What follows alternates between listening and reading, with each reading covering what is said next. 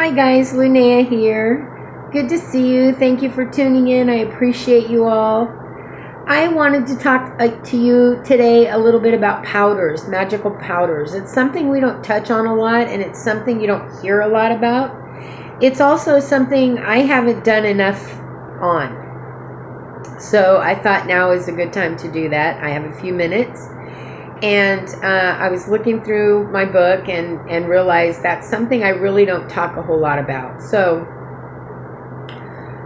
what are magical powders? Well, magical powders are basically herbs or sand that you grind up, or herbs and a combination of herbs and sand, or a combination of herbs and salts. And you grind them up in a mortar and pestle, get them good and powdery, and that is a magical powder. Now, I add a little bit of cornstarch talc to mine, not talc, cornstarch, just to stretch them a little bit. I don't add a lot. I'm talking about a tablespoon max, and that's if I've got a big jar of powder. But I do add a little bit because it does seem to stretch it, and it makes it a little more pliable for what I use it for. You can make powders for anything you can make oils for. Anything you can make oils for. One thing that a lot of witches do use as far as powder goes is a money powder or an attracting powder. An attracting powder is normally, if it's a money powder, it's sometimes made with actual money, which is, as far as I know, not legal. But a lot of people will grind money itself up into a powder and use it for money powder with herbs. An attracting powder often has things for abundance and some lodestone food. You don't use a lot of that in a powder because it's heavy. You want to be careful about how heavy you're using things in a powder. And like I said, anything that you can make an oil for, anything you can make an oil for, you can make a powder for. And I use powders almost always. I'm trying to look back here at some of these things I've written down for oils.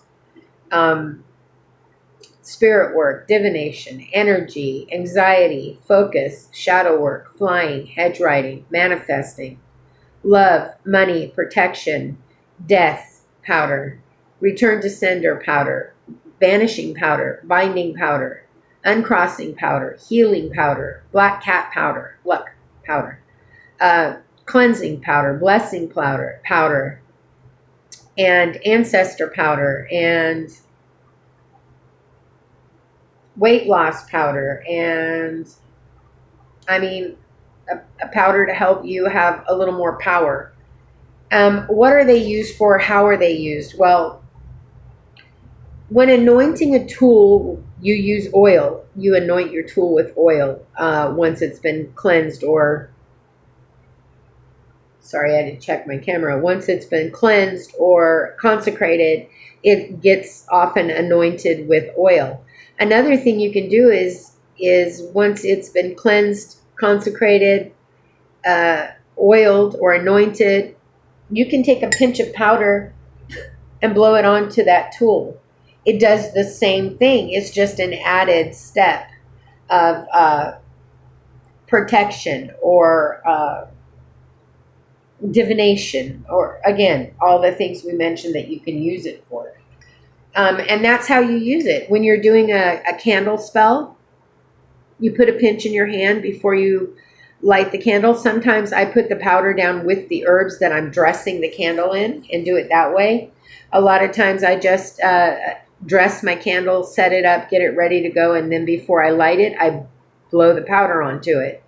Powder is kind of a sealing, not sealing, but sealing type of instrument, tool. It kind of seals the spell. It sets it. Oops. So, I don't think magical powders get enough use, and I don't think they get enough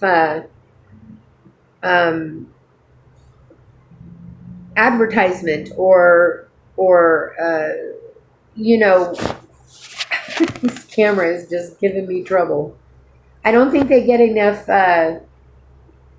credit for what they can be used for and how awesome they are. I use powders. I use them every time I do spells. I use powders, especially candle work, jar work.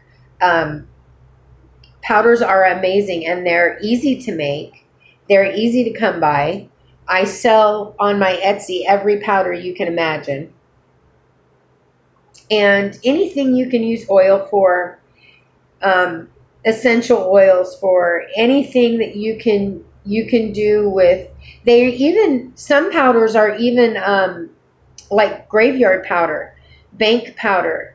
You can use a little bit of your dirts and make those into your powders as well. So, I mean, powders are extremely useful. They're a great tool. They're beneficial towards magic. They really give you that extra focus, a little extra, generation of intention, a little more intention towards your spell. And, we all know that intention is the best thing for our spells anyway. It's what drives them. It's the basis of a good spell is intention. So anything you can add to bring more intention into your spell is only going to benefit you. Okay. Strangled on my saliva. So I wanted to just talk a little bit about powders today because I realize that I really don't. And it's something that's extremely beneficial, extremely inexpensive, easy to come by, easy to make, and very easy to use. And I thought that we'd touch on that a little bit. Then I was going to talk to you guys today a little bit about mirror fragments, pieces of mirror. I think I've touched on that before, but I was going through my book here and realized there were a few things I didn't talk a lot about. So the next thing was mirror fragments, pieces.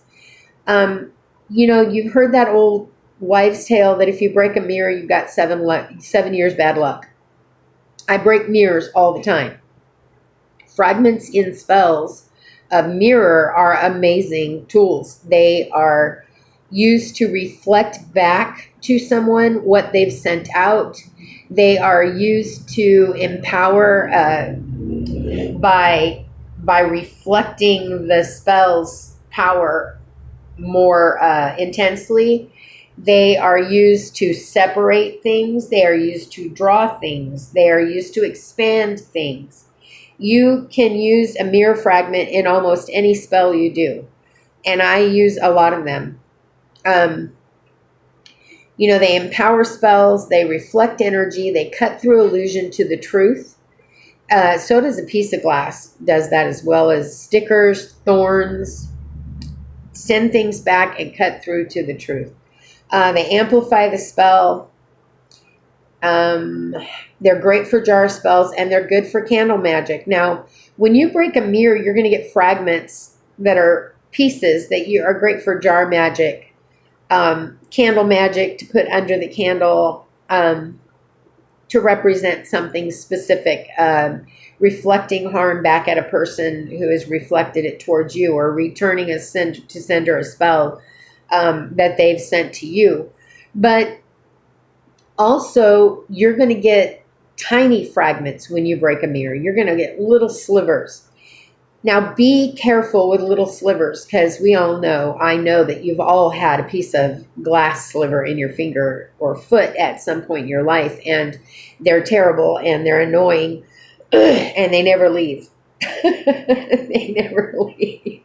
So be extremely careful. But these little filaments, these little pieces, these little slivers can be collected and used in candle dressings.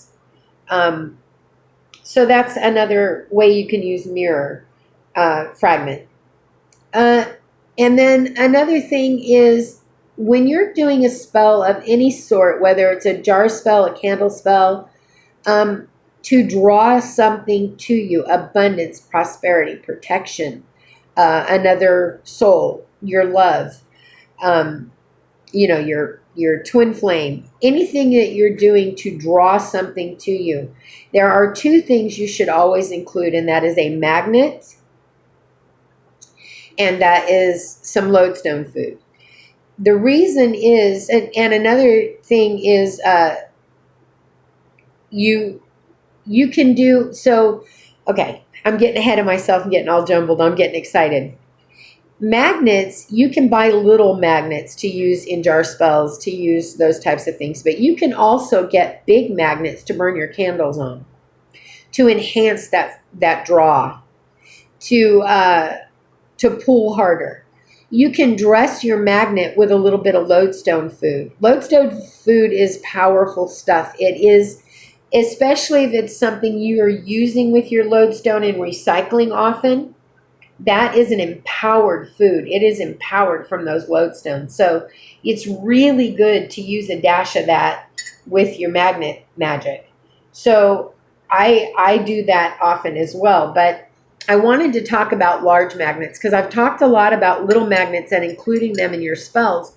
But I haven't talked a lot about having a large magnet to burn your candle on. You can have a large magnet with a mirror on top of it and do your candle magic. You can have a mirror on the bottom and the magnet on top of that and burn the candle on top of the magnet that way. It doesn't matter which side the magnet is on, but when you're doing a drawing spell, a large magnet in your practice is an amazing tool. So I think I've covered most of the mirror fragments and the magnet stuff I wanted to talk about. But so there's one last thing. As we were talking about powders, I realized another thing I don't talk a lot about is ointments. And ointments date back centuries for witches. Ointments were used for many things, not just healing, but I have a specific ointment that I use to cleanse my tools with, that it oils them. You have an athame or athame. You want it to be oiled regularly. You want your herb scissors to be oiled regularly. Now, I'm not talking about dumping a pile of oil on them. I'm talking about a nice thin layer of something. I'm trying to think of the right word. I don't want to say greasy, but basically greasy. You want to keep them nice and coated. So another way to do that is with an ointment. You can have a protection ointment. You can have a cleansing ointment. You can have a consecrating ointment. You can have an ointment that is dedicated to your deity and dedicate that athame or scissors or your statue. You can use an ointment the same way you use an oil.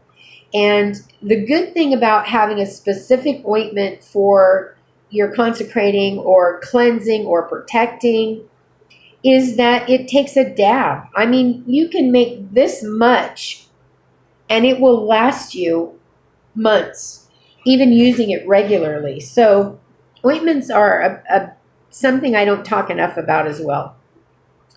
I make a flying ointment, of course. That's a standby. But I also make a conception ointment that a woman who is trying to get pregnant can rub on her stomach, her lower stomach, her genitals. It's quite safe. And a man who is trying to work with that woman and they're both trying to get pregnant can rub on his genitals and in his lower abdomen. It's a great cream, and it is effective. It's effective, and it is magic in a little jar. And yeah, I can give you the recipe if anybody's interested. Just let me know. But it's basically chickweed, coconut oil, candle wax, a few other herbs. What do you call it? Fertility herbs. And you just want to be sure you don't use anything that's going to be harmful to the body or break the body out or cause any type of thing like that. But coconut oil is terrific for the body. So it's not, and I add a little bit of baby oil to mine just for that little extra softness and tenderness. But anyway, an ointment can be made for just about anything. I have ointments for conception. I have ointments for consecrating, cleansing. I have ointments with salt in them for that consecrating. I have protection ointments that are specifically for my tools. And I have deity ointment that is a Hecate ointment that is specifically for my tools. And sometimes I will do a consecration, a protection, and my deity dedication. All those ointments. And I will, one after the other. The only thing with ointments is you want to be sure you wipe your tools down when you're done, just like you do with oil, because it is a oil-based product. And you, again, don't want oogles of oil all over your altar tools, but it's beautiful on a wand to rub that into a wand. Just makes that wood just beautiful, stand out. It's so pretty. But anyway, so ointments, I wanted to talk about ointments as well. So I'm glad we did. I hope you all have a very blessed week. It is a Monday, so here we go. I love you all with all my heart. You're divine, sacred beings of light and love. Don't ever forget it. Pass it on. All of us are. Keep a smile going. Keep warmth and love in your heart, and stay safe above all. Love you guys. Talk to you soon. Hope you enjoyed the video. Bye-bye.